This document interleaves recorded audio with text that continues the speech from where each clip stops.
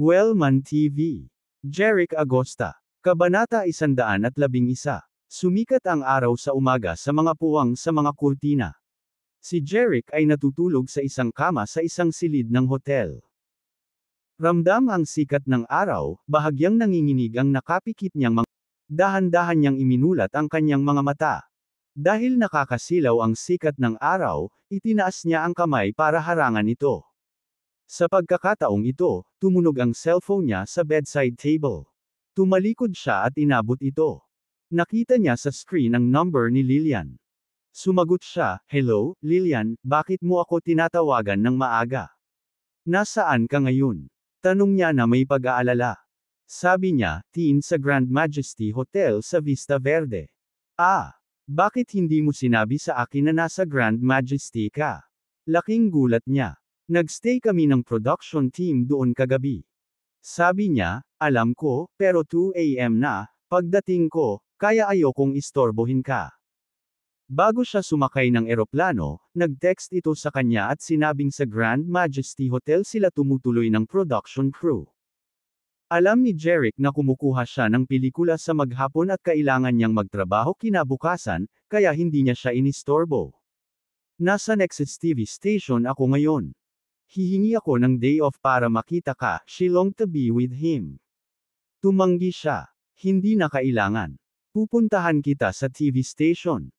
Kahit na miss na niya ito, kung mag-day off siya, makakaapekto ito sa pag-usad ng recording ng programa. Mag-uusap ang mga tao. Hindi lang niya mapapagalitan ang Nexus TV, ngunit maaakusahan din siya ng pagpapalabas. Siya ay gumawa ng mahusay na pagsisikap na maging isang sikat na bituin. Ayaw niyang masira ang career niya dahil sa kanya. Nag-isip siya saglit at saka pumayag. "Sige, hihintayin kita sa katulong ko sa gate ng TV station." "Sige, magkita na lang tayo mamaya," sabi niya. Pagkatapos ay ibinaba niya ang tawag, nagsuot ng damit, at naghilamos. Pagkatapos noon ay lumabas na siya ng hotel. Ang Grand Majesty Hotel ay isa sa mga pinakamarangyang hotel sa staple ng Vista Verde. Ang staple ay isang maunlad at internasyonal na komersyal na lungsod na may populasyon na higit sa 20 milyon. Maraming nakamamanghang matataas na gusali doon. Ang pinansyal na gusali at ang TV tower ay ang dalawang palatandaan ng lungsod. Ang istasyon ng Nexus TV, na mayroong higit sa 100 palapag, ay napakakapansin-pansin sa napakaraming matataas na gusali. Wala pang 1 milya ang layo ng Grand Majesty Hotel at ng Nexus TV station. Sa halip na sumakay ng taxi, pinili ni Jeric na sumakay ng shared bike. Makalipas ang 10 minuto, dumating siya sa istasyon ng Nexus TV. Isa ito sa pinakatanyag na istasyon ng TV sa Eldorado at matatagpuan sa Vista Verde, isang internasyonal na metropolis. Napakaganda ng gusali nito. Nang sumakay si Jeric sa gate, nakita niya ang isang babae na nasa 30s na nakatayo roon at nakatingin sa paligid. Nakaistilong suot niya. At nakasuot ng pink na salamin. Hindi niya siya napansin. Ang nakaistilong babaeng ito ay katulong ni Lilian. Dahil dumating si Jeric sakay ng bike, hindi siya pinansin ng katulong. Sa kanyang palagay, ang nobyo ni Lilian ay dapat ay isang mayaman na binata o mula sa isang makapangyarihang pamilya. Kaya hindi sumagi sa isip niya na itong ordinaryong binata na nakashare ng bike ay boyfriend ni Lilian. Nahulaan ni Jeric na ang babaeng hindi pinapansin ay katulong ni Lilian. Ipinarode niya ang bike sa gilid ng kalsada at nilock ito. Tapos naglakad na siya. Nang makita ang kakaibang binata na lumalapit sa kanya, tinitigan siya ng katulong at nagtanong, "Ano ang sinusubukan mong gawin? Ikaw ang katulong ni Lilian, di ba?" "Boyfriend niya ako," sabi ni Jeric. Bumaba ang salamin niya sa ilong, at nanlaki ang mga mata niya sa pagtataka. Halata namang hindi siya makapaniwala na boyfriend siya ni Lilian. Nakita niya itong dumarating sakay ng shared bike. Hindi na lang niya pinansin. Sa kanyang pananaw, dapat magmaneho ng Ferrari o BMW ang kasintahan ni Lilian. Kanya. Pagkatapos ng isang pause, itinaas niya ang kanyang salamin at hindi makapaniwalang sinabi, "Ikaw ang boyfriend ni Lilian."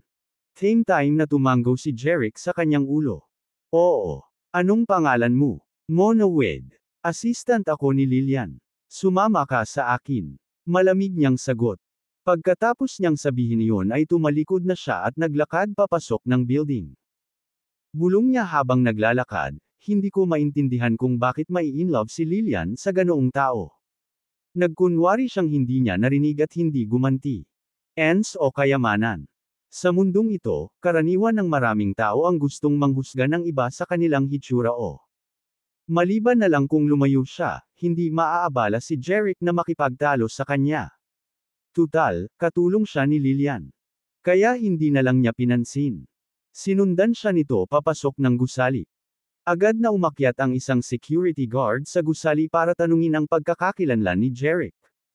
Sinabi sa kanya ni Mona na siya ay mula sa kanya. Ahensya. Pinapasok sila ng security guard. Sumakay sina Jeric at Mona sa elevator at pumunta sa last floor. Pagkalabas ng elevator, naglakad sila patungo sa isang corridor. Habang naglalakad si Mona, sinabi niya kay Jeric, si Lillian ay nagsufile sa studio. Ito ay tumatagal ng halos 2 oras upang matapos. Pwede mo siyang hintayin sa lounge. Pupunta siya para makita ka pagkatapos ng palabas. Pagkatapos ay dinala siya nito sa lounge area. May mga sofa, mesa, at upuan sa loob. Tumango siya. Sige, hihintayin ko siya dito. Hindi na nanatili si Mona at mabilis na umalis. Umupo si Jeric sa sofa. Kinuha niya ang isang disposable plastic cup sa mesa at nilagyan ito ng tubig. Pagkatapos niyang inumin ang tubig ay sumandal siya sa sofa. Nenas siya at nakatulog nang hindi niya namalayan. Pagkaraan ng ilang oras, narinig niyang may tumatawag sa kanya, Jeric, gumising ka. Iminulat niya ang kanyang mga mata at nakita niya ang isang napakagandang mukha ng babae. Siya ay may payat na kilay at mabilog na mga mata, at may malabong ngiti sa kanyang mukha. Napakaganda niya kaya nababaliw siya. Lillian. Natauhan siya at nakilala siya. Pagkatapos, bigla niyang iniunat ang kanyang mga kamay para hawakan ang kanyang pisngi at hinalikan siya sa labi. Pakiramdam niya ay parang siya ay lasing. Namula ang mukha ni Lillian, ngunit hindi siya tumutol. Sa halip, pumikit siya. Nang sila ay nalubog sa sarap, may umubo sa pintuan. Natigilan si Lillian at mabilis na tinulak si Jeric. Kabanata 112. Naputol ng pag-ubo ang tamis nina Jeric at Lillian. Nakita ni Jeric si Mona na nakatayo sa pintuan. Nakabawi si Lillian sa kanyang kahihiyan. Tumingin siya kay Mona at nagtanong, anong meron? Sabi ng direktor, gustong imbitahan ka ni Mr. Field mula sa Horizon Group na mag-lunch. Humanda ka. Aalis na kami agad, pagpupumilit ni Mona sa kanya. Gayunpaman. Sagot ni Lillian. Sabihin mo sa direktor na nandito ang boyfriend ko, kaya hindi ako pupunta sa lunch party. Mangyaring dumalo ito sa ngalan ko at humingi ng paumanhin kay Mr. Fieldham. Nagulat si Mona at sinabing, paanong hindi ka pumunta? Ang Horizon Group ay isa sa nangungunang 10 financial group sa Vista Verde at ang pinakamalaking sponsor ng Ron, Friends, Ron, ang pinakamainit na variety show sa Nexus TV. Mr. Inimbitahan ka ni Field sa party. Kung hindi ka pumunta, baka tumigil siya sa pag-sponsor ng palabas. Kung ganoon, magagalit sa iyo ang Nexus TV at maaari ka pang i-blacklist. Napangiti ng mahina si Lillian. Napaka-big deal mo dyan. Inimbitahan din ni Clinton ang direktor at iba pang miyembro ng palabas. Rookie pa lang ako. Hindi ako ganoon kahalaga. Pinaglalaroan mo ba ako? Ilang beses siyang pumunta para makita ka. Alam ng lahat ng crew na nag-i-sponsor siya ng palabas dahil sa iyo. Walang pakialam si Mona sa nararamdaman ni Jeric. Dagdag pa niya, gusto ka niya. I-renew ng direktor ang kontrata ng sponsorship sa kanya sa lunch party. Kung hindi ka pumunta, ititigil niya ang sponsorship niya. Sa oras na iyon, magkakaroon ng malubhang kahihinatnan. Gaano ka seryoso? Biglang may nanunuyang boses. Si Jeric ang nagsalita. Tumingin siya kay Mona na may malabong ngiti sa labi. Mona ay galit siya nang makita siya. Kung hindi dahil sa kanya, pumayag si Lillian na dumalo sa lunch party. Sa palagay ni Mona, ang taong ito ay isang bumpkin lamang. Bagamat hindi siya nakasuot ng mga makalumang damit, pumunta siya rito sakay ng shared bike sa halip na sa isang luxury car. Wala siyang nakitang pagkakaiba sa pagitan ng lalaking hindi nagmamaneho ng marangyang kotse at ng bumpkin. Habang nagtatrabaho siya sa entertainment industry, marami na siyang nakitang mayaman at makapangyarihang tao noon, kaya minamaliit niya si Jeric. Mr. Agosta, tama ba? Si Lillian ay isang sikat na bituin, habang ikaw ay isang tamad. Masisira ang career niya kapag kasama ka. Puno ng paghamak ang tono at mata niya. Sa kanyang opinyon, si Jeric ay isang walang trabaho na natalo. Siya ay dapat na sweet kinausap ang walang muwang na si Lillian sa pakikipag-date sa kanya. Napangiti siya ng mahina at nagtanong, girlfriend ko siya. Anong masama kung kasama niya ako? Nawala ng masabi si Mona. Malungkot ang kanyang ekspresyon, at sarkastikong sinabi niya, hindi mo ba naiintindihan ang ibig kong sabihin? Talo ka, samantalang sikat na bituin si Lillian. Hindi mo siya deserve. Huwag mong isipin na hindi ko alam ang iniisip mo. Sinusubukan mo lang siyang kunin ng pera. Marami na akong nakitang mga scumbags like ikaw. Tumahimik ka. Isang malamig na sigaw ang narinig bigla. Napatikip ng bibig si Mona sa gulat. Nilinggan niya si Lillian na hindi makapaniwala. Nag-aapoy sa galit si Lillian. Namumutla ang mukha niya, at nanginginig siya sa galit. Nagalit siya kay Mona dahil sa pagiging masungit at nakakainsulto. Labis ang pag-ibig niya kay Jeric. Hindi maintindihan ng isang tagalabas na tulad ni Mona kung gaano nila kamahal ang isa't isa. Higit sa lahat, hindi siya isang scumbag. At hindi niya pinagnanasaan ang pera niya. Ramdam ni Mona ang galit ni Lillian. Ito ang unang pagkakataon na nakita niya itong galit na galit. Napagtanto niya na nakalimutan niyang pakialaman ang nararamdaman ni Lillian nang iniinsulto niya si Jeric. Nauutol niyang sabi, Lillian, pasensya na. Hindi ko siya dapat insultuhan, pero ginawa ko iyon para sa ikabubuti mo. Gayunpaman, bago niya matapos ang kanyang pangungusap, malamig na pinutol siya ni Lillian, simula ngayon, hindi na kita katulong sasabihin ko sa aking ahente na kumuha ako ng bagong katulong. Pagkasabi noon, hindi niya pinansin ang gulat na si Mona at sinabi kay Jeric, let's go. Tumango si Jeric. Nang madaanan niya si Mona, ngumiti ito sa kanya at sinabing, Miss Wade, remember to brush your teeth before you speak next time. Ang iyong bibig ay mabaho at nadumisan ang sariwang hangin. Namula ang mukha ni Mona. Nakaramdam siya ng galit at hiya. Pumikit si Jeric sa kanyang galit. Hinawakan niya ang kamay ni Lillian at lumabas ng lounge. Nang umalis sila, sumigaw si Mona sa lounge, Pagkalabas nila ng TV station ay may boses ng lalaki mula sa likuran. Lillian, maghintay. Huminto siya at lumingon sa likuran niya. Ilang lalaking nakasuot ang lumabas sa gusali. Ang middle-aged na lalaking nakasuot ng mainam na suit. Nakasuot siya ng isang pares ng gintong rimmed na salamin at mukhang napakaamo. Mr. Hamilton, binati niya ang nasa katanghaliang gulang na lalaki. Ang lalaki ay si Michael Hamilton, ang nangungunang direktor ng Nexus TV at ang direktor ng Run, Friends, Run. Tumingin siya sa kanya at sinabi sa malumanay na boses, tinawagan ako ni Mona. Bagamat may ginawa siyang mali, hindi mo siya kailangang tanggalin. Malamig niyang sabi. Iniinsulto niya ang boyfriend ko. Hindi na ako papayag na maging assistant ko siya. Sige, kung ayaw mo sa kanya, hahanap ako ng bagong katulong para sa'yo. Pero pwede ka bang dumalo sa lunch party?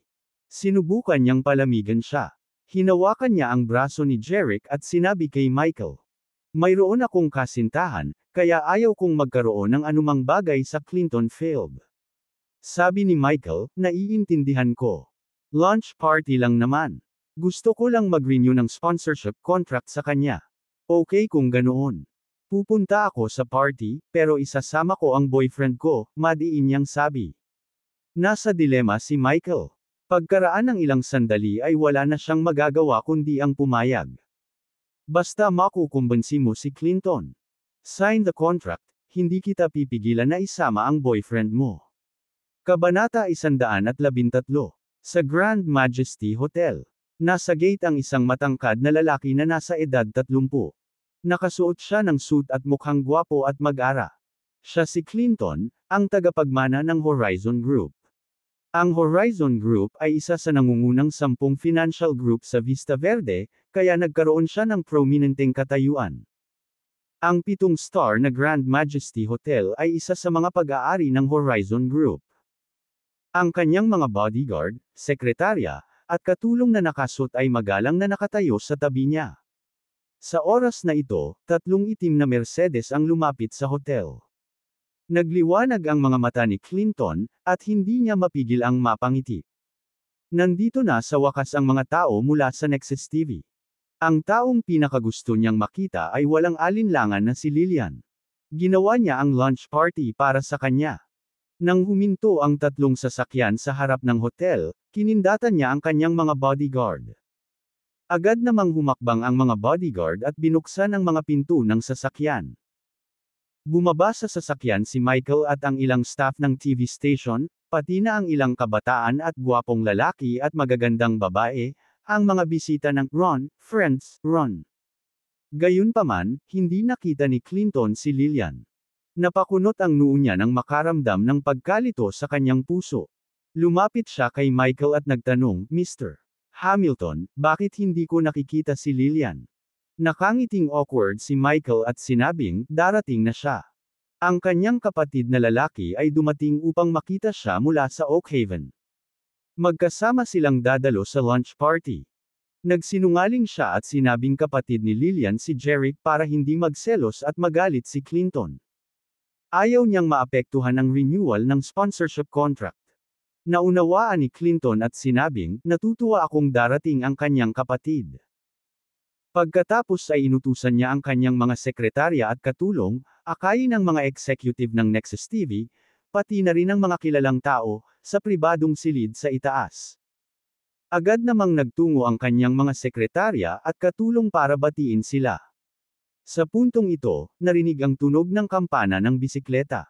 Ang malutong na tunog ay nakakuha ng atensyon ng lahat, at lahat sila ay napatingin dito. Nakita nila ang isang binata na nakasakay sa isang shared bike at isang batang babae na nakaupo sa likuran niya. Ang mahabang buhok ng batang babae ay lumipad sa hangin, at ang kanyang walang kapantay na magandang mukha ay huminga sa lahat. Pagkatapos ay napagtanto ng lahat na siya ang sikat na bituin, si Lillian. At ang batang mati na nakasakay sa shared bike ay si Jeric. Sina Jeric at Lillian ay hindi sumama kay Michael sa Mercedes, ngunit sumakay sila ng shared bike. Sa pag-ihip ng simoy ng hangin, ipinulupot ni Lillian ang kanyang mga braso sa baywang ni Jeric. Hindi siya nakaramdam ng hiya. Sa kabaligtaran, siya ay napakasaya. Nakaupo siya sa likod ng bisikleta, nakangiti ng matamis. Ipinaroda ni Jeric ang bisikleta sa parking lot sa harap ng hotel at sinabi sa kanya, nandito na tayo. Tumango siya. Okay. Bumaba siya at kumuha ng tisyo sa kanyang handbag para panasan ang pawis sa noo niya. Siya ay banayad at maalaga. Nang makita ito, medyo hindi komportable si Clinton. Gayunpaman, nang maisip niya ang sinabi ni Michael, gumaan ang loob niya. Hindi maintindihan ng mga young celebrity na sumali sa show kasama si Lillian kung bakit sumakay siya ng bike kasama ang isang lalaki. Hindi ba niya alam na siya ay isang sikat na bituin? Naisip nila. Hinawit ni Lillian ang braso ni Jeric at naglakad patungo sa entrance ng hotel. Ngumiti si Michael at sinabing, nandito ka na. Matagal ka nang hinihintay ni Mr. Field. Pumasok na tayo.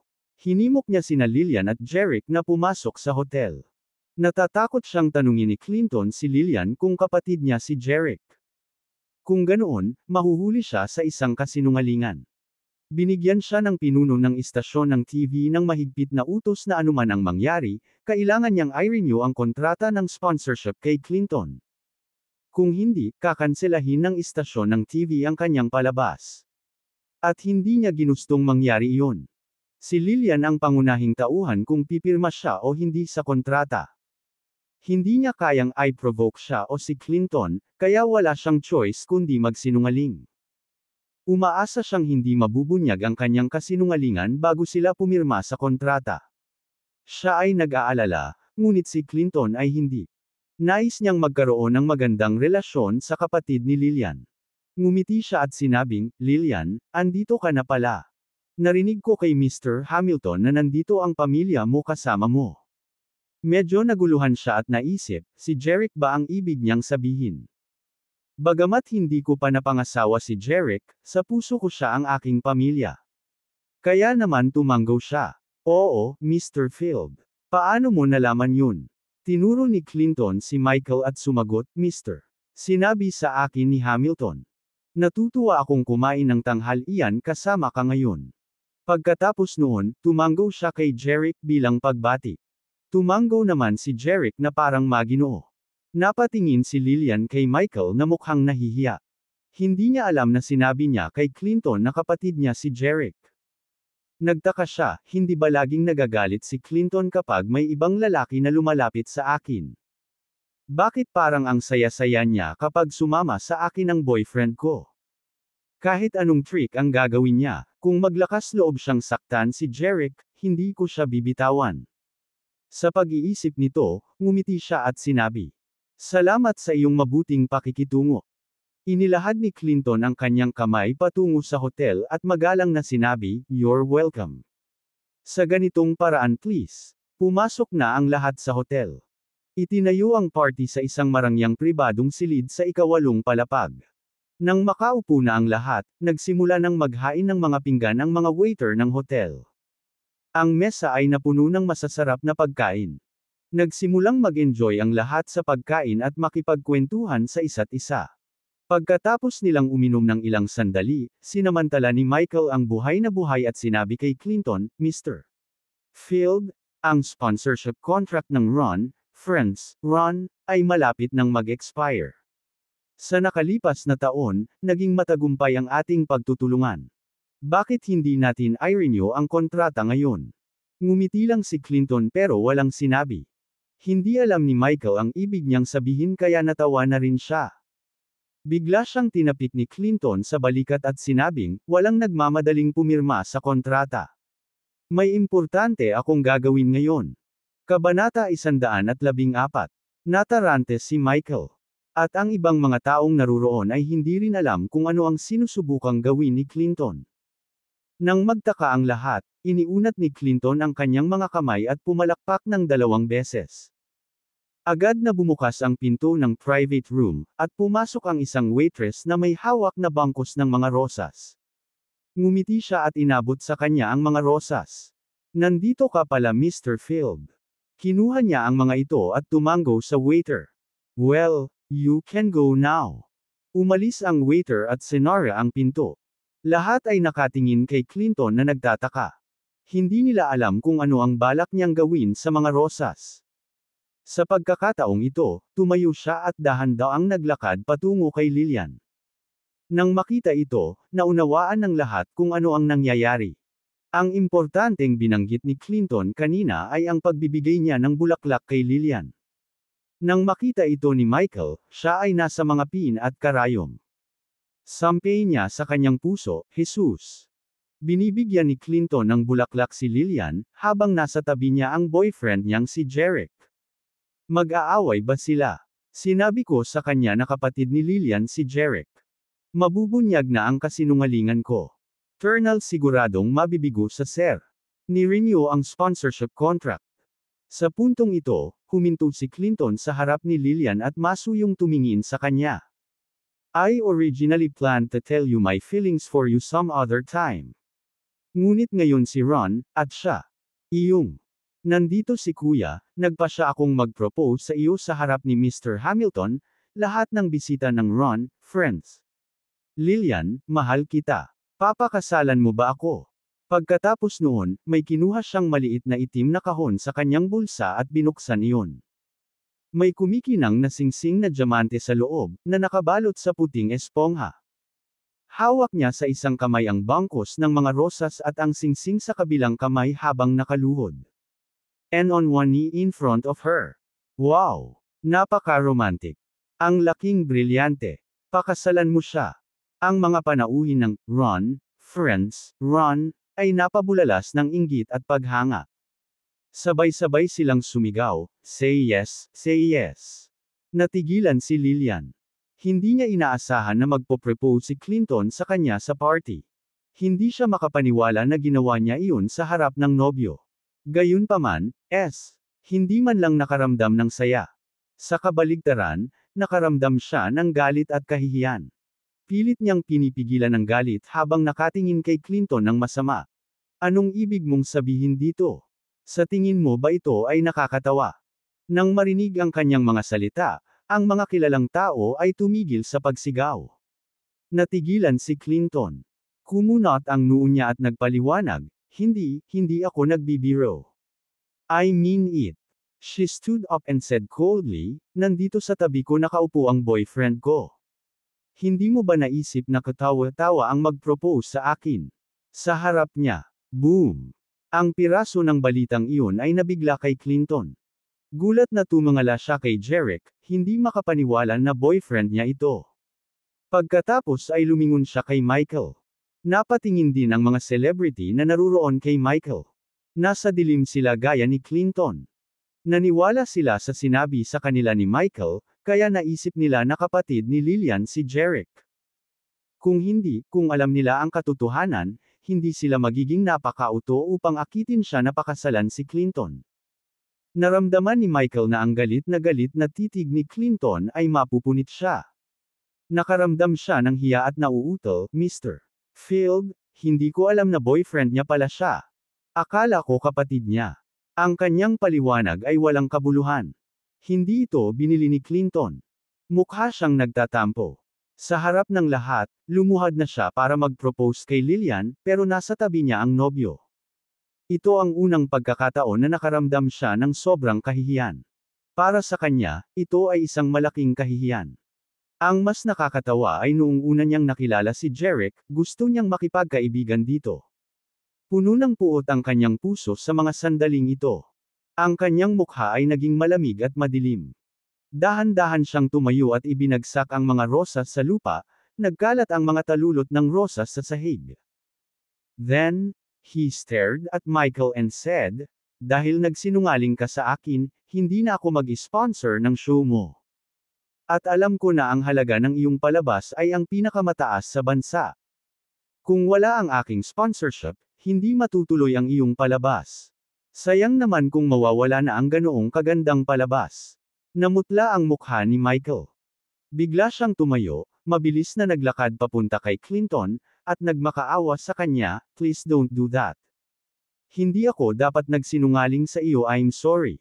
Patawarin mo ako. Pagkatapos noon, yumuko siya kay Clinton. Sa puntong ito, dalawang kamay ang biglang humawak sa kanyang mga siko at pinatayo siya. Pinigilan siya nitong yumuko. Nagtataka siyang tumingala at nakitang si Jeric pala ang humawak sa kanyang mga siko at pinipigilan siya. Mr. Agosta, bitawan mo ang mga kamay ko. Sigaw niya. Gayunpaman, hindi binitawan ni Jeric. Sabi niya, tumayo ka. Hindi mo kailangang gawin iyon. Mapait na sabi ni Michael. Kung kanselahin ang palabas, hindi lang ako matatanggal sa Nexus TV, marami rin ang mawawalan ng trabaho. Para sa kapakanan ng palabas at trabaho ng lahat, hindi malaking bagay na yumuko sa kanya. Nag-aalala rin ang ibang mga staff ng Nexus TV. Nagsasabi ng totoo si Michael. Kung i-renew ni Clinton ang kontrata ng sponsorship o hindi ay nauugnay sa kabuhayan ng maraming tao.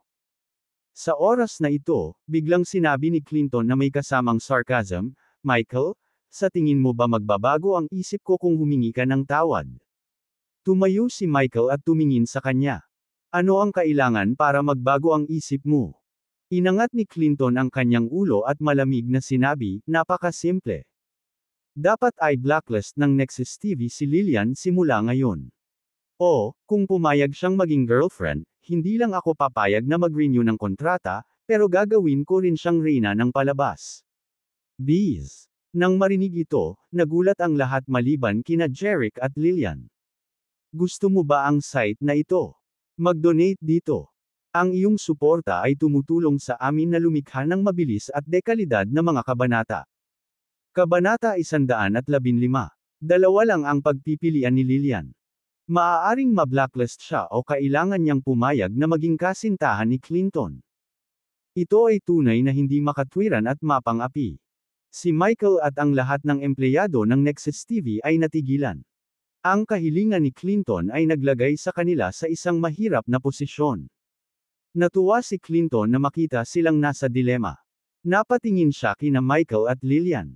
Maglaan ka ng oras at pag-isipan mong mabuti. Bigyan mo ako ng sagot kapag nakapili ka na. Pagkatapos noon ay malamig na siyang umalis.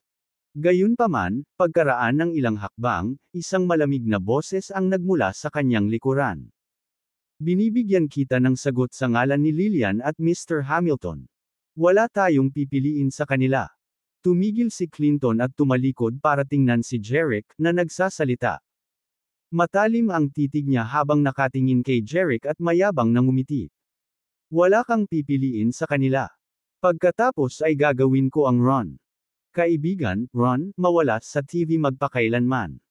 At dahil dyan, ay blacklist ng Nexus TV si Lillian, at gayon din ang lahat ng iba pang istasyon ng TV.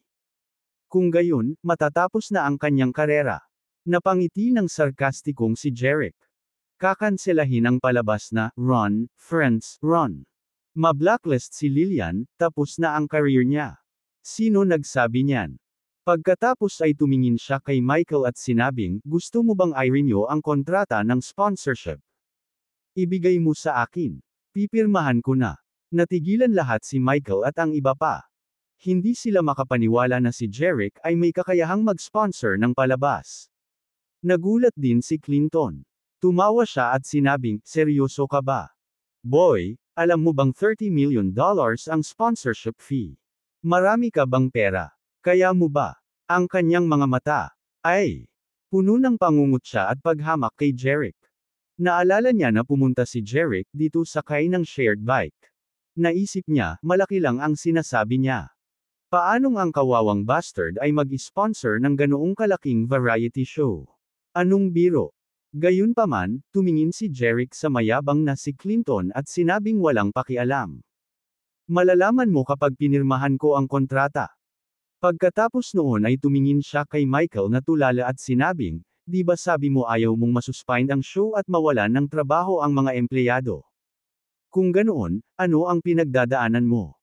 Kunin mo ang kontrata at ibigay mo sa akin. Bagamat hindi ito pinaniwalaan ni Michael, naglakad pa rin siya papunta sa kanyang upuan at kinuha ang kontrata sa kanyang briefcase. Sabi niya, narito ang kontrata, Mr. Agosta. Kinuha ito ni Jerick at sinabing, bigyan mo ako ng panulat. Si Michael ay nasa ulirat. Tumakbo siya pabalik sa kanyang briefcase, kumuha ng panulat, at ibinigay sa kanya. Casual na binaliktad ni Jerick ang kontrata. Ito ay isang taunang kontrata na tumawag ng $30 milyong upang i-sponsor ang Ron, Friends, Ron, na palabas sa TV. Bilang kapalit, ang palabas ay mag-a-advertise para sa sponsor at itataas ang profile ng kanyang kumpanya. Sa katunayan, gusto niyang pumirma sa kontrata hindi lang dahil ayaw niya sa kay-abangan ni Clinton. Siya ay nagkaroon ng mas malalim na pagsasaalang-alang na ang Evermore Diner ay malapit nang magbubukas ng 12-dosenang mga sangay sa Oak Haven. Bagamat nagkaroon ng magandang reputasyon ang Evermore Diner at magiging tanyag ito sa madaling panahon, kung may malaking variety show tulad ng Ron, Friends, Ron, na magpo-promote nito, agad itong magiging sikat sa buong bansa. Sa panahong iyon, hindi lamang ito mabilis na uunlad sa vein, ngunit sasakupan din ito ang pambansang pamilihan sa lalong madaling panahon. Sa makatuwid, sulit na i-sponsor ang palabas. Pagkatapos basahin ang kontrata, sinabi niya kay Michael, nabasa ko na. Pipirmahan ko na. Pinulot niya ang panulat, pipirmahan na ang kontrata. Gayunpaman, sa oras na ito, hinawakan ni Lillian ang kanyang kamay. Ito ay isang legal na kontrata. Kung pipirmahan mo ito, legal kang mananagot para dito. Binalaan niya siya. At saka, hindi niya akalain na kaya niyang bayaran ang mataas na bayad sa sponsorship, kahit nanalo siya sa lottery. Kapag napirmahan na ang kontrata, magkakaroon ito ng legal na bisa. Nakatingin sa kanyang mukha na puno ng pag-aalala, ngumiti si Jerick at sinabing, huwag kang mag-alala. Alam ko ang kahihinatnan. Kung wala itong legal na epekto, hindi ko ito pipirmahan. Pagkatapos magsalita, diretso niyang binaliktad ang huling pahina. Habang siya ay nagulat at si Clinton ay may pakiramdam ng schadenfreude, pinirmahan niya ang kanyang pangalan dito. Itinago niya ang isang kopya ng kontrata at ibinigay ang isa kay Michael. Noon lang bumalik si Michael sa realidad. Hindi pa rin siya makapaniwala na pinirmahan ito ni Jerick. Mataimtim niyang tanong, Mr. Agosta, pagsisisihan mo ba ito sa huli? Natakot siya na pinirmahan ni Jerick ang kontrata ng biglaan at babalik sa kanyang salita sa ibang pagkakataon. Ano ang account number ng Nexus TV? Nagkunwari si Jerick na hindi siya narinig. Binuksan niya ang kontrata at sinabing, "Oh, eto na. 662,000. Kinuha niya ang kanyang cellphone at direktang naglipat ng 30 milyong dolyar sa bank account ng Nexus TV. Pagkatapos ay tumingala siya kay Michael at sinabing, "Naglipat ako ng 30 milyong dolyar sa bank account ng istasyon. Maaari mo silang tawagan para i-verify ito." Natigilan si Michael. Nakita niya si Jerick na gumagamit ng kanyang telepono, ngunit hindi niya alam kung ano talaga ang kanyang ginagawa. Kinuha ni Michael ang kanyang mobile phone, tatawag na sana sa TV station. Sa hindi inaasahang pagkakataon, tumunog ang kanyang telepono ng mga sandaling iyon. Kinuha niya iyon, at bago pa niya masabi ang boses ng isang babae mula sa telepono. Mr. Si Hamilton, isang ginoong nagngangalang Jerick Agosta ay biglang naglipat ng 30 milyong dolyar sa account ng aming kumpanya. Siya ba ang sponsor ng show mo?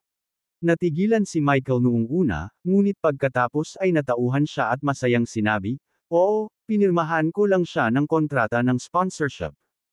"Oh, hindi ba gustong mag-renew ng kontrata si Mr. Field mula sa Horizon Group?" Nagtatakang tanong ng babae. Umiling siya at sumagot, Hindi. Si Mr. Agosta ang bago nating partner. Pakipasalamatan si Mr. Agosta sa kanyang suporta sa ngalan ng aming kumpanya." "Okay, gagawin ko." Binaba niya ang tawag at hindi maitago sa mukha niya ang saya. Narinig ng lahat na naruroon na si Jerick ay nag-sponsor ng palabas sa halagang 30 milyong dolyar. Hindi ito biro. Ang Run, Friends, Run ay hindi kakanselahin, at hindi sila tatanggalin sa trabaho. Lahat sila ay nagniningning sa tuwa. Nagulat din si Lillian na kaya ni Jerick ang sponsorship. Kabanata 116. Tuwang-tuwa ang lahat na nagkaroon ng bagong sponsor ang palabas at maaari na silang magpatuloy sa paggawa ng pelikula. Ngunit may isang tao na hindi masaya. At ang taong iyon ay si Clinton. Natigilan siya. Si Jerick ay talagang naglabas ng 30 milyong dolyar sa mga pondo ng sponsorship. Ang taong ito ay nagpakita sa isang shared bike. Hindi ba't isa lang siyang kawawang bata? Paano siya makakalabas ng 30 milyong dolyar? Pagtataka ni Clinton. Mr. Agosta, salamat. Inilapag ni Michael ang kontrata sa mesa, pagkatapos ay nilapitan si Jerick at hinawakan ang kamay nito habang nagpapasalamat na sumisigaw. Nang sabihin ito ni Michael, lahat ng nasa TV station, kasama ang mga celebrity ng Run, Friends, Run, ay tumingin kay Jerick ng may paggalang. Sa kanilang mga mata, si Jerick ang kanilang benefactor. Kung hindi pumirma si Jerick sa sponsorship deal, nakansela sana ang programa at nawalan sila ng trabaho. Mr. Hamilton, tapos na kaming kumain. Bakit hindi tayo pumunta sa TV station para alamin ang mga detalye ng ating collaboration? Mahinhin na sinabi ni Jerick kay Michael. Mabilis na nakabawi si Michael at tumango. Tama ka, Mr. Agosta. Bumalik tayo sa istasyon ng TV at pag-usapan ang mga detalye ng ating pakikipagtulungan. Pagkatapos nito, kinuha ni Michael ang kontrata at nag-walk out kasama sina Jerick at Lillian. Iniwan ni Michael ang kanyang briefcase sa kanyang upuan, at dinala iyon ng staff ng TV station. Sabay-sabay ding umalis ang mga celebrity ng Run, Friends, Run. Si Jerick, Michael, at ang iba pa ay umalis na pagkatapos ng ilang sandali. Si Clinton lang ang nanatili sa private room. Galit na galit siya habang nakatitig sa bakanteng kwarto, sa kanya isinandal ang kamao niya sa mesa. Nagbigay siya ng sobrang lakas, dahilan para malaglag ang mga plato sa mesa. Isang porselana na mangkok ang gumawa ng pagkaluskos ng damapo ito sa kanang paa ni Clinton. Sa sobrang sakit ay tumalon-talon siya. Nasa kalagayan siya ng parehong sakit at galit. Hindi niya akalain na si Jerick ang mag-i-sponsor ng programang Run, Friends, Run. Ito ay lubos na kahihiyan. At tuluyan na siyang nawalan ng mukha. Jerick Agosta, Lilian Morales. Maghintay ka lang. Ang mga mata ni Clinton ay kumikinang sa isang kislap ng liwanag. Para siyang isang mabangis at uhaw sa dugo na hayop. Nang mag-walk out sina Jerick at Michael sa TV station matapos pag-usapan ang detalye ng kanilang collaboration, pasado 2:00 na ng hapon. Saan tayo susunod? Tanong ni Jerick kay Lilian. Dahil nasa Vista Verde ka, ipapakita ko sa iyo ang paligid ng Staple, sabi niya. Tumango si Jerick. Sige. Baka ay enjoy din natin ang tanawin habang nandito tayo. Pagkatapos ay tinanong niya, sasakay ba tayo ng bisikleta? Ikaw na ngayon ang pinakamalaking sponsor ng Nexus TV. Paano kita papayagan na magbisikleta? Sagot ni Lilian. With that, kinuha niya ang key fob sa kanyang handbag at pinindot iyon. Kasunod ng isang beep, ang mga headlight ng isang puting BMW ay kumikislap sa parking lot. Hindi na kailangang sabihin, ang BMW na ito ay kay Lilian. Una nang naisip ni Jerick na ang puting BMW na ito ay ang kanyang puting BMW sa Oak Haven. Gayunpaman, sa mas malapit na pagsusuri sa plaka ng lisensya, natuklasan niya na ang BMW ay nakarehistro sa Vista Verde, hindi Oak Haven. Ito ay malinaw na isa pang BMW. Dahil dito, ngumiti siya at tinukso si Lilian, not bad, nakakuha ka pa nga ng bagong sasakyan. Mukhang malaki ang kinita mo. Nakangiting sagot niya, paano ko maihahambing sa isang palihim na mayaman na tulad mo? Gumastos ka lang ng 30 milyong dolyar para i-sponsor ang istasyon ng TV. Habang nag-uusap sila, dumating sila sa BMW at sumakay. Pagkatapos ay nagmaneho si Lilian palayo sa istasyon ng TV. Nagmaneho siya sa pangunahing kalye ng Staple. Sa Staple, may mga skyscraper at turista. Ang mga barko ay naglayag ng pabalik-balik sa malawak na ilog, na nagpapataas ng kagandahan at sigla ng mataong internasyonal na metropolis na ito. Inihinto ni Lilian ang kanyang BMW sa gilid ng kalsada. Nakaharap ang sasakyan sa isang malaking ilog na hindi kalayuan. Ang mga sigol ay lumusot sa ibabaw ng ilog, at ang mga barko ay tumulak ng pabalik-balik. Ang tanging nakikita ay ang mataong at magagandang tanawin. Saan mo nakuha ang 30 milyong dolyar, Jerick? Tanong niya habang hinahangaan ang tanawin. Nanalo ako sa loto, sagot niya, na inuulit ang sagot na ibinigay niya kay Claire. Tapos ini-invest ko ang pera sa stocks. Nakapagtataka, ako ay labis na pinalad at gumawa ng higit sa 600 milyong dolyar sa isang buwan. Natigilan si Lilian. Siya, tulad ni Claire, ay hindi makapaniwala sa sinabi nito. Sa mukha nito, alam niyang nagsasabi ito ng totoo. Kahit na naniniwala siya sa kanya, nagulat pa rin siya nang malaman na kumita ng mahigit 600 milyong dolyar sa loob lamang ng isang buwan. Siya ay halos tiyak na siya ay may kakayahan para sa stock trading, na karamihan sa mga tao ay hindi. Kung hindi, imposible para sa kanya na kumita ng 600 milyong dolyar sa stock market sa loob lamang ng isang buwan. Nang mabawi ni Lilian ang kanyang kalmado, bumaling siya kay Jerick at sinabing, hiniling mo sa Nexus TV na gamitin ang Evermore Diner bilang title sponsor para sa programang Run, Friends, Run. Ngunit mayroon ka ng iilan. Mga sanga. Nandoon si Lilian nang pag-usapan nina Jerick at Michael ang mga detalye ng kanilang collaboration. Narinig niya na gusto ni Jerick na maging title sponsor ang Evermore Diner. Gayunpaman, kung ang restaurant ni Jerick ay walang malakihang negosyo, ang paggastos ng 30 milyong dolyar sa advertising ay magiging isang basura. Pagkatapos ay sinabi ni Jerick kay Lilian na nakikipagtulungan siya sa pamilya Carter upang mapabilis ang pag-set up sa Oak Haven. Ipinaalam din niya sa kanya ang tungkol sa 12-dosenang mga bagong branch na malapit nang magbukas. Noon lamang nalaman ni Lilian na ang Evermore Diner ay ganap na naitatag sa Oak Haven. Pakiramdam niya ay panaginip lang ang lahat. Isang taon lamang ang nakalipas, si Jeric ay mahirap at puno ng pagpapakababa sa sarili. Hindi man lang siya naglakas loob na ipagtapat sa kanya ang kanyang nararamdaman. Ngunit ngayon, ang kasalukuyang Jeric ay tiwala. Hindi lamang siya kumikita ng malaking kita sa stock market, ngunit nasimulan na rin niyang paunlarin ang kanyang negosyo ng lubusan. Ang kasalukuyang Jeric ay hindi na ang Jeric ng nakaraan. Bagamat hindi nagustuhan ni Lillian ang matanda sa kanya, malinaw na mas gusto niya ang kasalukuyang outstanding sa kanya. Nakaupo silang dalawa sa kotse sa tabi ng ilog, hinahangaan ang tanawin at nagkukwentuhan. Pagtingin sa paglubog ng araw, sinabi ni Lillian kay Jeric, oras na para bumalik tayo, ngunit hindi tayo babalik sa Grand Majesty Hotel. Iyan ay isang hotel na pinamamahalaan ng Clinton's Horizon Group.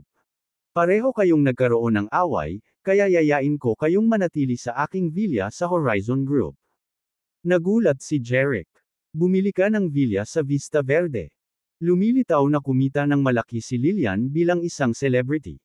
Kung hindi, imposible para sa kanya na bumili ng isang villa sa isang mamahaling lungsod tulad ng Vista Verde. Madalas akong pumupunta sa Vista Verde para mag-shoot ng mga programa, kaya bumili ako ng villa dito kalahating taon na ang nakalipas, paliwanag niya sa kanya. Hindi lamang ito isang maginhawang lugar para sa akin upang manatili, ngunit maaari rin itong ituring na isang pamumuhunan sa real estate. Naisip ni Jeric na ang kanyang mga aksyon ay ganap na normal.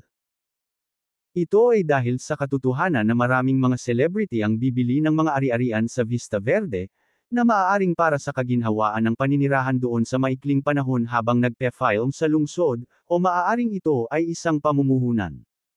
Makakakuha sila ng magandang kita sa kanilang puhunan kung tumaas ang mga presyo ng real estate. Pagkatapos noon, dinala ni Lillian si Jeric sa kanyang villa sa Vista Verde. Kabanata 117. Ang villa ni Lillian ay matatagpuan sa isang tahimik na burol sa Vista Verde. Bukod sa kanyang villa, marami pang ibang villa sa lugar. Isa itong villa sa tuktok ng burol sa Vista Verde na may halatang astronomical na tag ng presyo. Maging si Lillian, ang nangungunang babaeng celebrity ng bagong henerasyon, ay kailangang gumastos ng halos lahat ng kanyang ipon para mabili ang hillside villa na ito. Binaybay ni Lillian ang tuliko-likong daan patungo sa entrance ng villa sakay ng kanyang BMW. Ang villa ay napapalibutan ng mga pader, na may isang bakal na gate sa pasukan. Bumusina siya ng 2 beses, at agad na binuksan ng security guard sa villa ang mga bakal na gate. Pagkatapos ay nagpatuloy na siya sa pagmamaneho sa loob. Huminto ang BMW sa looban, pagkatapos ay lumabas sina Jeric at Lillian sa sasakyan. Miss Morales, welcome back. 2 middle-aged na security guard ang yumuko at magalang na kinausap si Lillian. Bukod pa rito, tumingin din sila kay Jeric ng may interes. Napasulyap ang mga ito sa kanya dahil hindi pa rin naibalik ni Lillian ang isang lalaki sa villa. Si Jeric ang una. Kaya natural na curious sila sa identity niya. Ito ang aking kasintahan, si Jeric Agosta, paliwanag niya. Nang marinig nila ang sinabi niya, napangiti silang dalawa. Pagbati, Mr. Agosta. Tumango si Jeric bilang tugon. Inimbitahan ni Lillian si Jeric sa villa. Bagamat isa itong hillside villa, pagkapasok sa sala, napansin ni Jeric na ang palamuti ay hindi kasing rangya ng sa sarili niyang palazzo. Gayunpaman, iyon ay hindi nakakagulat. Pagkatapos ng lahat, si Christine ay suportado ng makapangyarihang pamilyang Foster, kaya hindi nakakagulat na ang palazzo ay marangyang kagamitan. Hindi nagtagal si Full Ian sa villa na ito. Paminsan-minsan lang siyang pumupunta rito, kaya hindi na niya kailangan pang mabuhay. Nang marangya, isang nasa katanghaliang gulang na dalaga ang lumitaw, may hawak na isang tasa ng tsaa. Nakangiti niyang inilagay ang tsaa sa harap ni Lillian at sinabing, Miss Morales, please have some tea. Pagkatapos ay naglagay siya ng isa pang tasa ng tsaa sa harap ni Jeric sa mesa. Sir, mangyaring uminom ng tsaa. Salamat. Sagot ni Jeric. Hindi inaasahan ng kasambahay na ganoon kaganda ang ugali ni Jeric, kaya agad itong sumagot ng may paggalang, Mr. Agosta, ikaw. Masyadong magalang. Ito si Gina. Pakilala ni Lillian sa kasambahay. Siya ang nagbabantay sa akin ng villa kapag wala ako. Miss, hindi ka pa kumakain ah? Nakangiting tanong ni Gina. Kung ganoon, maghahanda ako ng pagkain para sa inyong dalawa. Lamambot ang mukha ni Lillian sa isang ngiti. Salamat sa iyong pagsusumikap, Gina. Ano ang sinasabi mo, Miss Morales? Ginagawa ko lang ang trabaho ko. Pumunta si Gina sa kusina. Noong bata ako, si Gina ang yaya ko. Namatay ang kanyang asawa at nag-iisang anak dahil sa isang nakamamatay na sakit, kaya hiniling ko sa kanya na alagaan ang villa na ito para sa akin. I consider her my family, paliwanag niya kay Jeric. Malinaw na ipinagkatiwala niya ang villa kay Gina, na nag-aalaga sa pang-araw-araw na pangangailangan ni Lillian. Bukod sa pagbibigay ng trabaho kay Gina, umaasa si Lillian na tretuhin siya ni Gina bilang anak. Iyon ay magbibigay kay Gina, na nawalan ng asawa at anak, ng pakiramdam ng pagmamay-ari. Ito ang paraan ni Liftan para gantihan si Gina sa pag-aalaga sa kanya noong bata pa siya. Hindi nagtagal ay natapos na si Gina sa paghahanda ng hapunan, at ang mesa ay mabilis na napuno ng masasarap na pagkain. Masayang tinawag niya sina Lillian at Jeric, Miss Morales, Mr. Agosta, handa na ang hapunan. Kinilala siya ng dalawa at saka naglakad papunta sa mesa. Sina Jeric at Lillian ang masarap na hapunan. Samantala, sa villa ng pamilya Field, isa sa nangungunang 10 conglomerates ng Vista Verde, nakaupo si Clinton sa isang mahusay na naiilawan, maluwag, at pinalamutian ng mainam na dining hall.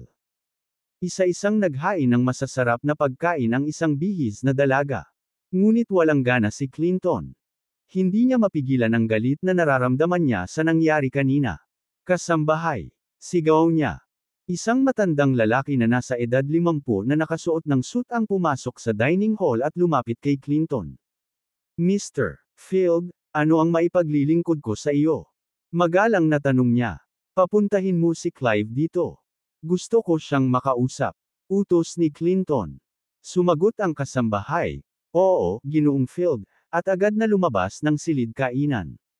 Maya-maya pa ay may pumasok na lalaki. Siya ay may taas na 6 na talampakan at may mixing buhok, matalas na mata, at malamig na kilos. Kahit nakasuot siya ng suit ay kitang-kita ang matipuno niyang pangangatawan. Nang pumasok siya sa dining hall, malakas ang ugali niya, na para bang may pumasok na tigre. Kinabahan at hindi mapalagay ang mga kasambahay sa dining hall na parang kinikilabutan sa lalaking ito. Si Clive Ray iyon. Siya ay isang panlabas na puwersang militar na binayaran ni Clinton ng mataas na presyo upang upahan mula sa Salisbury. Ang mga panlabas na puwersang militar ay maaaring hatiin sa mga baguhan, intermediate, at elite. Ang isang baguhang panlabas na puwersang militar ay may lakas ng isang nagngangalit na toro. Ang isang intermediate external force martial list ay nagtataglay ng kapangyarihan ng isang elepante. Ang isang piling panlabas na puwersang militar ay parang isang mabangis na tigre, isang puwersang hindi mapigilan. Si Clive ay isang elite force martial list na may malakas na ugali. Kahit na isang tunay na tigre ang lumitaw sa kanyang harapan, maaari niya itong ibagsak sa isang suntok lamang. Isang nakakatakot na aura ang lumabas sa kanyang katawan. Kahit na si Clinton ay nasa ilalim ng maraming presyon. Gusto mo bang makita ako, Mr. Field? Lumapit si Clive kay Clinton at magalang na binati. Tumango si Clinton bilang tugon. Pagkatapos ay lumingon siya sa mga kasambahay sa tabi niya at sinabing, maaari na kayong umalis. Pakiramdam ng mga katulong ay parang nabigyan sila ng amnestia. Matagal na silang pinapagod ng commanding presence ni Clive. Nang marinig nila ang sinabi ni Clinton ay agad silang lumabas ng dining hall. Pagkaalis nila, nilingan ni Clinton si Clive at sinabing, Clive, gusto kong makipag-deal ka sa akin. Sino ito, Mr. Field? Tanong niya. Sinabi sa kanya ni Clinton ang tungkol sa kung paano siya pinahiya ni na Jeric at Lillian kanina. Sa wakas, ang mga mata ni Clinton ay kumislap sa galit habang sinabi niya, hindi lamang ako nakipagkompetensya sa akin para sa isang babae, ngunit pinahirapan din ako ng napakalaking kahihiyan. Mahihirapan akong lunukan ang insultong ito kung hindi ko babalikan ang kilos niya ng 1,000 ulit. Mr. Field, magpapadala ako ng ilang tao sa Grand Majesty Hotel ngayon para hulihin siya para sa iyo. Naikuyom ni Clive ang kanyang mga kamay at nagsalita sa malakas na boses. Hindi. Alam naman siguro nila na na-offend nila ako kaya hindi na sila bumalik sa Grand Majesty Hotel, sabi ni Clinton sabay wave ng kamay. Kung tama ako, si Lillian siguro ang nagdala kay Jeric sa hillside villa niya. Gusto nilang magpalipas ng gabi na magkasama. Paghiwalayin ko sila. Patuloy niya, magsama kayo ng grupo ng mga martialists. Dapat mong hulihin silang dalawa. Oo, Mr. Field. Matalim na tingin ang sang-ayon ni Clive. Pagkatapos ay humakbang siya palabas ng dining hall na puno ng sigla. Maya-maya pa ay narinig na ang ingay ng mga sasakyan sa labas. Nagdala si Clive ng humigit kumulang 30 martialists mula sa Field Family Villa, at umalis sila sakay ng 5 kotse. Ito ay masama. Kasabay nito, ang mga mag-aaral ni Jeric ay lumiit habang siya ay sumigaw ng hindi sinasadya habang naghahapunan sa hillside villa. Napukaw nito ang atensyon ni Lillian at Gina, na nakaupo sa iisang mesa. Hindi napigilan ni Gina na magtanong, Mr. Agosta, hindi ba gusto mo ang pagkain? Napagtanto ni Jeric na mali ang pagkakaintindi niya, kaya mabilis niyang ipinaliwanag, hindi, masarap ang luto mo. Ang dami ko lang natapos. Pagkatapos ay ipinakita niya sa kanya ang kanyang walang laman na plato. Kabanata 118. Nagutom si Gina sa paglilinis ng mga pinagkainan pagkatapos kumain si Jeric ay nagpaabot din ng kamay si Lillian. Pero mabilis siyang pinigilan ni Gina. Hindi mo dapat ginagawa ito, Miss Morales. Kaya kota. Magpahinga ka na. Gina, bakit hindi ko magawa? Tanong ni Lillian. Miss Morales, celebrity ka. Hindi ka makakagawa ng mga gawaing bahay. Ang paggawa ng pelikula ay sobrang nakakapagod para sa iyo. Magpahinga ka na. Tumanggi si Gina na tulungan siya ni Lillian sa paglilinis ng mga pinagkainan. Si Lillian naman ay hindi tumigil. Dinala niya ang mga pinggan sa kusina. Walang magawa si Gina kundi tanggapin ang tulong niya. Lillian, may lakad ako, sabi ni Jeric kay Lillian, na naglalakad papunta sa kusina. Paano kung sabay tayong mamasyal pagkatapos kong maglinis? Mungkahi niya. Hindi, okay lang. Kaya kung pumunta mag-isa, babalik ako kaagad, sabi ni Jeric. Sige, ingat ka. Lumabas si Lillian sa kusina at ngumiti kay Jeric. Tumango si Jeric. Matapos maglakad ng ilang daang talampakan ang layo mula sa villa, napansin niyang walang tao sa paligid. Inihagis niya ang kanyang mana, pagkatapos ay pumailang lang sa langit na parang agila na nakabukaka ang mga pakpak nito. Sa kalagitnaan ng gabi, para siyang espiritu na tumatalon sa mga sanga ng puno sa bundok. Mula nang ubusin ang elixir, madali siyang lumipad dahil sa malakas na mana nito. Maya-maya pa, napadpad siya sa tuktok ng bundok. Ang kalangitan sa gabi ay naliwanagan ng buwan. Sa ilalim ng liwanag ng buwan, makikita ang mga malalagang puno na tumutubo sa paligid ng tuktok ng bundok. May ilang malalaking bato na mga 120 pulgada ang taas sa gilid. Ang 1/3 ng mga malalaking bato ay nabaon sa putik. Kahit na ang mga malalaking bato ay nasa gilid ng bundok, sila ay nakaangkla at hindi gumulong pababa sa bundok. Sa paanan ng bundok, may dalasdis. Humigit kumulang 1,000 pulgada pababa, makikita ang isang paikot-ikot na daan sa bundok na humahantong sa bundok. Nakatayo si Jeric sa tuktok ng bundok, nakatingin sa daan sa ibaba. Noong kumakain siya kanina, kumaibot ang talukap niya, at nakita ng kanyang gods ay na inutusan ni Clinton si Clive na magdala ng ilang martialists para harapin siya. Kaya naman, pagkatapos ng hapunan, gumawa siya ng dahilan para mamasyal para tambangan si Clive at ang kanyang mga tao. Mahina ang ihip ng hangin sa gabi sa liwanag ng buwan. Kalmado ang mga mata ni Jeric habang nakatayo sa bundok, naghihintay sa kalaban. Para makarating. Pagkalipas ng 30 minuto, napansin niya ang mga sasakyan na lumilitaw sa paanan ng bundok at nagmamaneho sa paliko-likong kalsada sa bundok. Bagamat medyo malayo sila, nakita sila ni Jerick gamit ang kanyang God's Eye at mabilis na natukoy na ang mga sasakyan ay kay Clive at sa kanyang mga tao. Nandito na sila sa wakas. Nagniningning ang mga mata ni Jerick. Lalong lumalapit ang mga tunog ng kanilang mga sasakyan, at ang mga headlight ng 5 sasakyan ay kumikinang ng maliwanag sa puliko-likong kalsada. Nang papalapit na ang mga sasakyan sa kalsada sa ibaba ng Dallasdes, hindi nagatubili si Jerick na kumilos. Parang kidlat, hinampas niya ang kanyang palad sa ilang malalaking bato sa gilid ng tuktok ng bundok. Ang kanyang mana ay nagdulot ng ilang hindi kumikibo na mga bato na tumitimbang ng 10,000 kilo na gamulong palabas sa lupa. Sa sumunod na segundo, 3 malalaking bato ang gamulong pababa mula sa tuktok ng bundok. Parang gumuguho ang mga bundok at nagbibitak ang lupa. Naramdaman ni Clive at ng mga marshalists na may mali. Anong ingay yan? Si Clive na nakapikit sa loob ng sasakyan ay biglang bumukas. Matalim ang kanyang tingin na parang kutsilyo. Bilang isang piling panlabas na puwersang militar, bigla siyang tinamaan ng isang pakiramdam ng panganib. Sir, hindi ko alam kung ano ang nangyari, ang iba pang mga tao sa kotse ay tumugon, nalilito. Mukhang landslide.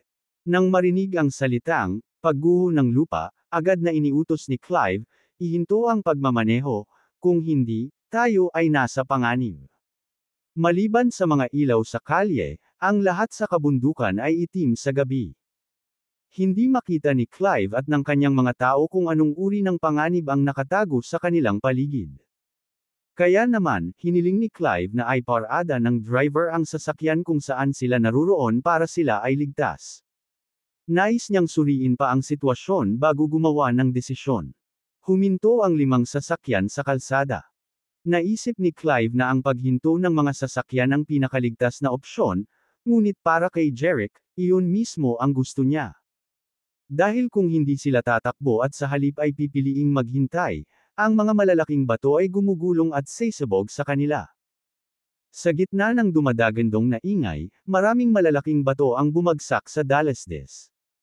Kasunod ng malalakas na putok, ang mga tao ay naghiyawan sa takot, at ang mga spark ay lumipad kung saan-saan. Ilang malalaking bato ang bumangga sa 5 sasakyang nakaparada sa kalsada sa ibaba sa isang iglap.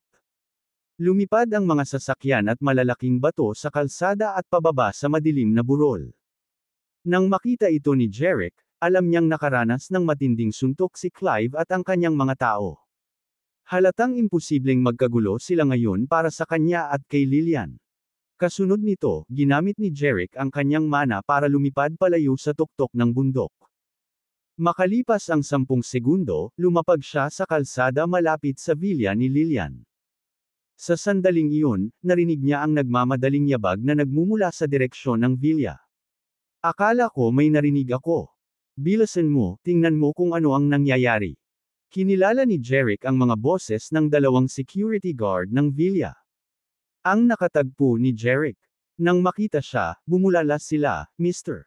Agosta, ikaw na. Tumango si Jerick sa kanila. Kakabalik ko lang galing lakad. Tumingin ang mga security guard sa kalsada ngunit wala silang nakita. Mr. Agosta, may narinig ka ba ngayon? Tumango si Jerick. Narinig ko ang ingay. Parang landslide. Tumango naman ang 2 security guard bilang pagsang-ayon. Tama na yan.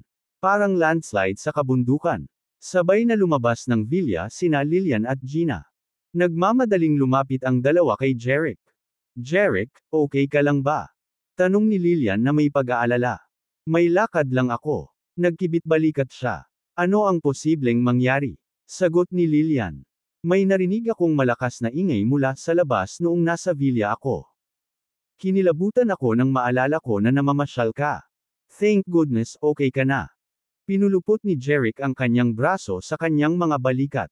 Wala kang dapat ikabahala. Isang landslide lang sa kabundukan. Ayos lang ako. Sa kanyang pagtiyak, nakahinga ng maluwag si Lillian at sinabing, buti naman at ayos ka na. Bumalik na tayo. Pagkatapos ay tinahak na nila ang daan patungo sa villa.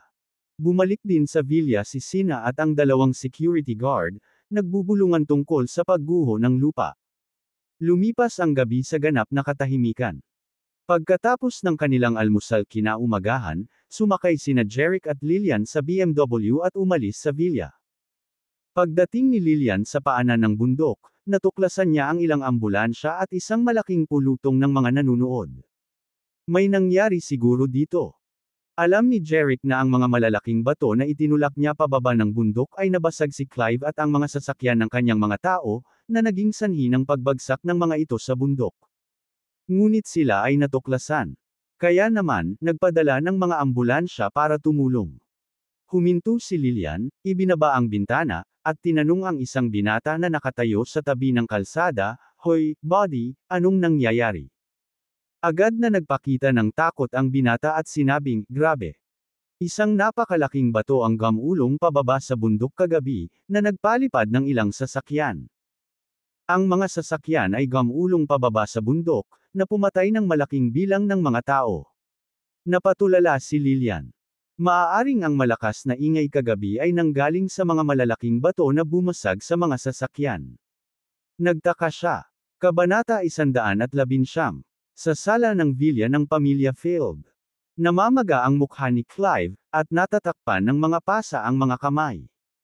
Napunit din ang kanyang damit sa ilang lugar. Ang kanyang malatigre na ugali at elite force martialistic demeanor ay naglaho na. Siya ay nasa isang nalulungkot na estado at kahawig ng isang taunang general, lubos na nanlulumo. Ikinulong ni Clive ang kanyang mga kamay at sinabi kay Clinton, na nakaupo sa sofa na may pagtataka na ekspresyon, "Mr. Field, nabigo ang aming operasyon kagabi." Sa wakas ay bumalik si Clinton sa kanyang katinoan. "Anong nangyari?" Tanong niya kay Clive na mukhang biktima ng kalamidad. "Bakit buong gabing wala akong narinig sa'yo?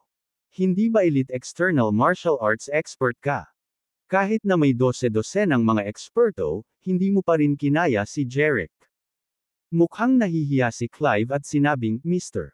Field, hindi namin siya nakita.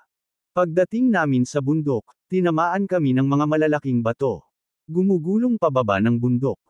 Patuloy niya, "Itinulak ng mga malalaking bato ang aming mga sasakyan sa kalsada, na naging dahilan upang gamulong ang mga ito pababa ng bundok. Mahigit 100 sa ating mga tao ang namatay o lubhang nasugatan. Lahat sila ay dinala sa ospital para sa medikal na atensyon. Hindi ako nagpunta sa ospital dahil natatakot ako na naghihintay ka ng update. Kaya bumalik ako para ipaalam sa iyo." Nagulat si Clinton. Wala siyang ideya na si Clive at ang grupo ng mga eksperto ay makakatagpo ng mga gumugulong na bato sa kanilang pag-akyat sa bundok. Ang kanilang mga nasawi ay lubhang mataas. Ang mga pagkakataong mangyari ito ay halos kapareho ng manalo ng $1,000,000 na tiket sa lottery. Gayunpaman, nangyari ito kay Clive at sa iba pa. Para sa isang maikling sandali, si Clinton ay nawalan ng mga salita. Sa wakas, sinabi niya kay Clive, "Una, ayusin natin ang score kay Jeric. Nasugatan ka. Hilingin sa pribadong doktor ng villa na lagyan ng gamot at bendahe ang iyong mga sugat." Sabi ni Clive, "Oo, Mr. Field." Pagkatapos ay padabog siyang lumabas ng villa. Hindi nakaimik si Clinton. Sa sandaling iyon, maririnig ang mga yabag habang papasok ang isang mukhang magalang na matanda na nakasuot ng suit. Siya ang kasambahay para sa pamilya Field. "Mr. Field, tumawag lang ang Whittlesey Hospital sa Vista Verde at sinabing nasa 30 bodyguards mula sa pamilya Field ang nataman ng husto ng mga gumugulong na malalaking bato sa bundok kagabi. 13 katao ang namatay, at 17 ang lubhang nasugatan." Dagdag pa niya, "Ginagamot na ng ospital ang mga malubhang nasugatan. Inaasahan nila na babayaran namin ang bayarin para sa mga nasugatan at namatay." Kumunot ang noo ni Clinton at nagtanong, "Magkano ang medikal na gastos?" $300,000 in total, sagot ng kasambahay. Isang malamig na buntong hininga ang pinakawala ni Clinton. Ang daming good for nothings. Wala silang kakayahan, at gusto nilang gumastos ako ng pera para sa kanila. Hindi pwede. Tumawag sa ospital at ipaalam sa kanila na ang mga bodyguard ay hindi na aksidente sa villa at wala itong kinalaman sa pamilya ng Field. Kung gusto ng ospital ng pera, dapat silang bumaling sa mga pamilya ng mga bodyguard na iyon. Mukhang napahiya ang kasambahay at sinabing, Mr. Field, kahit hindi na aksidente ang mga bodyguard sa villa, galing pa rin sila sa pamilya Field. Hindi ba dapat bayaran natin sila kapag may nangyari sa kanila? Agad na sinulyapan ni Clinton ang kasambahay. May problema ka ba sa hindi kita nagbabayad? Sino bang nagsabing bodyguard sila ng Field family? Simula ngayon, tinanggal na sila. Kung gusto mo, maaari mong bayaran ang $300,000 sa iyong sarili. Ang kasambahay ay hindi nakaimik at walang lakas ng loob na magsalita ng kahit ano. Ano pang hinihintay mo? Galit na saway sa kanya ni Clinton. Sabihin mo sa ospital ang sinabi ko. Mabilis na kumilos ang kasambahay at lumabas ng sala, puno ng takot ang mukha. Paglabas niya ng villa, galit na galit siya at tahimik na nagmura. Walang pusong hayop. Hindi ka makakagawa ng mga desisyon para sa pamilya Field kung walang malay ang iyong ama. Pinaalis mo pa sa pamilya si Miss Field, na hinahangaan ng iyong ama. Hindi ka ba natatakot sa karma? Saka siya naglakad na may galit sa mukha. Pagkaalis ng kasambahay, may lumitaw na figure sa isang sulok. Ang taong iyon ay mga 50 taong gulang at nakadamit bilang isang utusan. Nang mapansin niyang paalis na ang kasambahay, naglakad siya papasok sa villa na may mapait na ngiti. Sa sala, si Clinton ay umiinom ng tsaa, ngunit ang kanyang puso ay napuno ng galit. Hindi lamang nabigo si Clive na tulungan siyang makitungo kay Jerick, ngunit nawalan din siya ng malaking bilang ng mga tao. Kung hindi lang siya naging matalino at pinaalis agad ang mga bodyguard, kailangan niyang gumastos ng $300,000 para mailigtas sila. Maya-maya lang ay may narinig siyang yabag. Pagbati, Ginoong Field, magalang na sabi ng katulong nang pumasok siya sa sala. Tiningnan ni Clinton ang matanda at nakilala siya bilang si Martin Field, isang matandang katulong sa villa. Anong problema, Martin? Si Clinton, na masama ang pakiramdam, ay naiinip na nagtanong. Sumagot si Martin, Mr. Field, may narinig akong nagsasalita ng masama tungkol sa iyo ngayon lang. Kumunot ang noo ni Clinton, at bahagyang kumislap ang mga mata. Sa kabila ng kanyang galit, ngumiti siya. Martin, sino ang nagsalita ng masama tungkol sa akin? Ito ay ang housekeeper Murdoch Field, nakakaalis lang, tugon ni Martin. Tell me, ano ang sinabi niya tungkol sa akin? Tanong ni Clinton. Pagkatapos ay inulit ni Martin ang sinabi ni Murdoch sa labas ng villa. Sa huli, ipinaliwanag ni Martin, Mr. Field, laging mababa ang tingin ni Murdoch sa iyo. Iniisip din niya na dapat si Miss Field ang mamahala sa pamilya Field. Ang pagsuwi ni Helena sa iyong ama ay nagpagalit sa kanya hanggang sa puntong siya ay nahimete. Halatang sinusubukan ni Murdoch na kunin. Para sa isang maikling bentahe ng kanyang pagkawala ng malay. Wala ka pang matibay na pundasyon dahil sandali ka lang namumuno sa pamilya. Nais ni Murdoch na makipagsanib puwersa kay Helene upang agawin ang kontrol sa pamilya. Mr. Field, kailangan mong mag-ingat. Sumili ang malamig na ngiti sa labi ni Clinton nang marinig niya ito. Martin, alam kong loyal ka sa akin. Tama ka. Si Murdoch ay palaging tapat kay Helene. Bagamat pinalayas si Helene sa pamilya ng Field, kailangan nating maging mapagbantay laban sa kanya. Pagkatapos ay tumingin si Clinton kay Martin nang may matalas na mga mata at sinabing, bantayan si Murdoch. Kung siya at si Helene ay sumubok na gumawa ng anumang bagay sa akin, iulat ka agad sa akin. Dagdag pa niya, basta loyal ka sa akin, sooner or later magiging sayo ang posisyon ng housekeeper. Agad na sumagot si Martin, yes, Mr. Field. Ibinuhos ni Martin ang beans kay Clinton dahil matagal na niyang pinagnanasaan ang posisyon ni Murdoch bilang housekeeper. Ngayong narinig na niya ang pangako ni Clinton, natural na tuwang-tuwa siya. Maaari kang umalis ngayon, sabi ni Clinton. Oo, Mr. Field. Lumabas si Martin sa sala.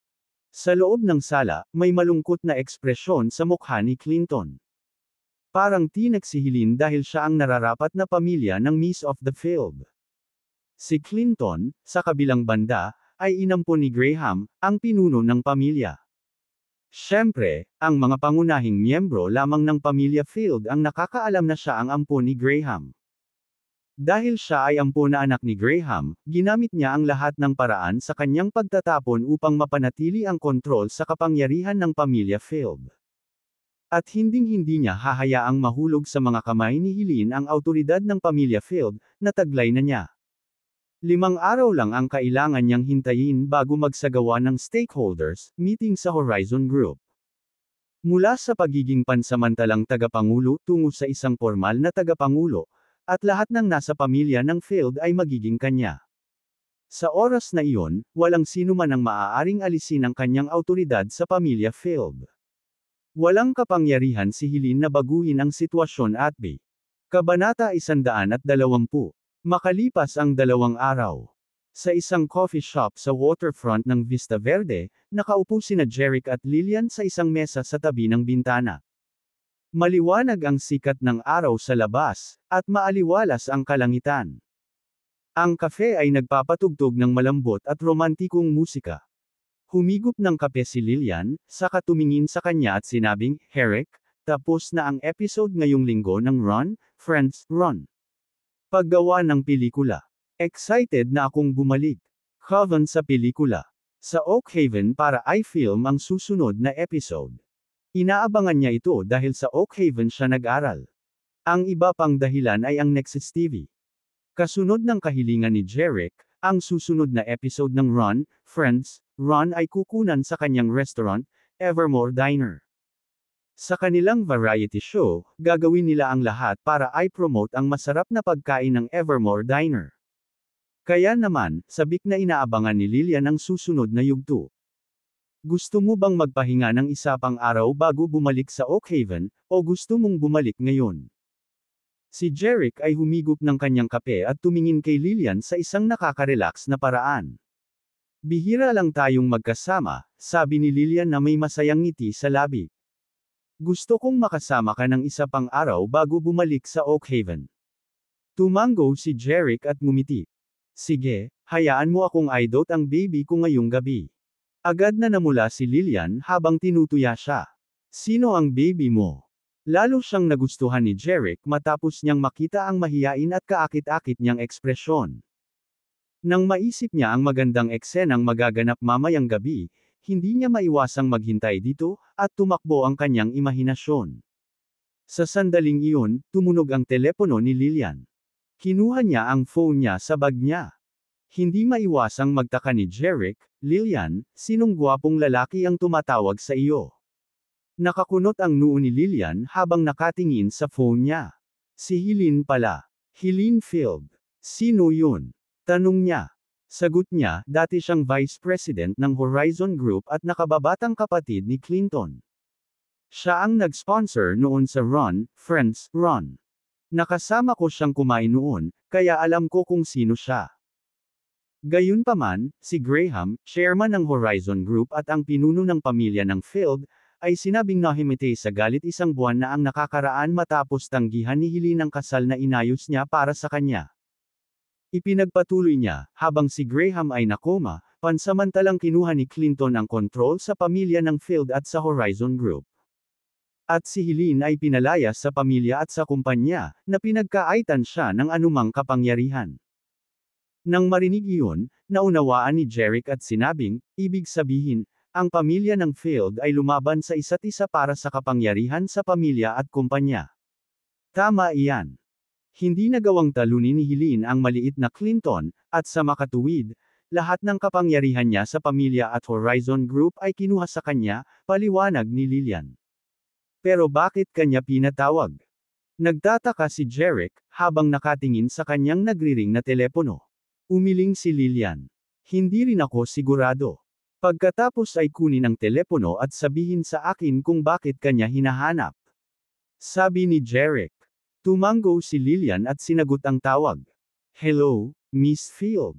Miss Morales, iniistorbo ba kita? Isang boses ng babae ang narinig sa kabilang linya. Sa paghusga sa boses, masasabi ni Jeric na ang taong iyon ay isang magandang babae. Mabilis na sagot ni Lillian, Miss Field, ano ang pinagsasabi mo? Siyempre hindi mo ako ginugulo. Bakit mo ako hinahanap? Miss Morales, may kailangan akong kausapin sa iyo. Ipinaalam lang sa akin ng aking kasambahay na nagpadala ang pamilya ng field ng isang piling eksperto sa panlabas na martial arts upang subaybayan ka at ang iyong kasintahan, si Mr. Agosta.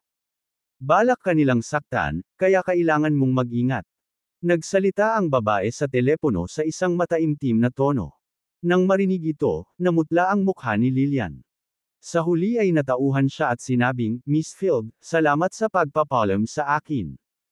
Pinahahalagahan ko ito. Hindi mo kailangang magpasalamat sa akin, Miss Morales. There's a deep hatred between me and Clinton, kaya ayokong mapahamak ka.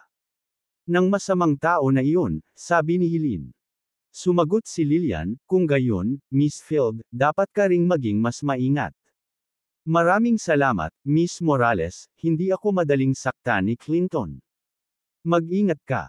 Ingatan mo rin ang iyong sarili, Miss Field. Nang matapos silang magsalita ay binaba na ni Lillian ang tawag. Pagkatapos, tumingin siya kay Jeric na natigilan, at sinabing, Jeric, sabi ni Helene. Sumingit si Jeric bago siya matapos, na nagsasabing, narinig ko ang sinabi niya. Kaya nagpadala si Clinton ng isang tao upang subaybayan kami at atakihin tayo. Lillian, huwag kang mag-alala. Hanggat nandito ako, hindi ko hahayaang saktan kanila. Ang kanyang mga salita ay nagbigay kay Lillian ng hindi maipaliwanag na pakiramdam ng kaginhawahan. Ngunit ang mga mata ni Jeric ay kumikinang sa isang mahigpit na liwanag. Lumilitaw na noong huling beses na inatake niya si Clive at ang iba pang mga eksperto na may mga malalaking bato sa bundok, naging sanhi siya ng matinding casualty. Ngunit hindi iyon napigilan ni Clinton. Kaya naman, kinailangan niyang magbigay ng nakamamatay na suntok kay Clinton. Sa sandaling iyon, napansin niya sa bintana ng kafe ang isang itim na Land Rover na nakaparada sa gilid ng kalsada, ilang dosenang talampakan ang layo mula sa kafe. Sa kanyang God's eye, nakita niya si Clive at ilang bodyguard na nakaupo sa kotse, nakasuot ng suit at sunglasses. Hindi na kailangang sabihin, pinagmamasdan nila ang mga galaw ni Jeric at Lillian. Kahit alam ni Jeric na sinusundan siya ni Clive at ng iba pa, hindi nagbabago ang ekspresyon niya, na parang walang pakialam. Humigop siya ng kape niya at dahan-dahan itong nilasap. Gayunpaman, habang umiinom siya ng kanyang kape, ang kanyang mga talukap ay kumaibot at ang kanyang mga pupil ay lumiit. Bahagyang nagbago ang mukha niya na parang may nakita. Tingnan mo please. Sabi niya sabay putik ng daliri sa waiter sa kafe. May kakaibang ekspresyon ang mukha ni Lillian. Bakit ang aga niyang umalis? Pagtataka niya. Wala pa silang kalahati sa kanilang kape. Lumapit ang waiter. Binayaran ni Jeric ang bill gamit ang kanyang telepono at sinabing, Lillian, alis na tayo. Balak sana ni Lillian na tanungin siya kung bakit siya nagmamadaling umalis, ngunit nang makita niya ang kanyang mataimtim na ekspresyon, binawi niya ang kanyang tanong at sinundan siya palabas ng kafe. Pagkatapos noon, sabay silang sumakay sa BMW. Ngunit sa pagkakataong ito, umupo si Jeric sa driver seat at sinabing, ako ang magdadrive, kailangan nating alisin ang buntot. Alam ni Lillian na ang tinutukoy niya ay ang mga taong ipinadala ni Clinton para sundan sila. Nang pinaandar na ni Jeric ang BMW, mabilis silang umalis sa kafe. Si Clive, sa itim na Land Rover 12 ng talampakan ng layo, ay nakita silang papaalis at agad na inutusan ang bodyguard sa driver's seat, bilisan mo, sundan mo siya. Mabilis na tumugon ang bodyguard at nagmaneho upang maabutan si Jeric. Ang dalawang kotse, isa sa harap at isa sa likod, pagkatapos ay tumawid sa kalye at nagsimula ng habulan ng kotse.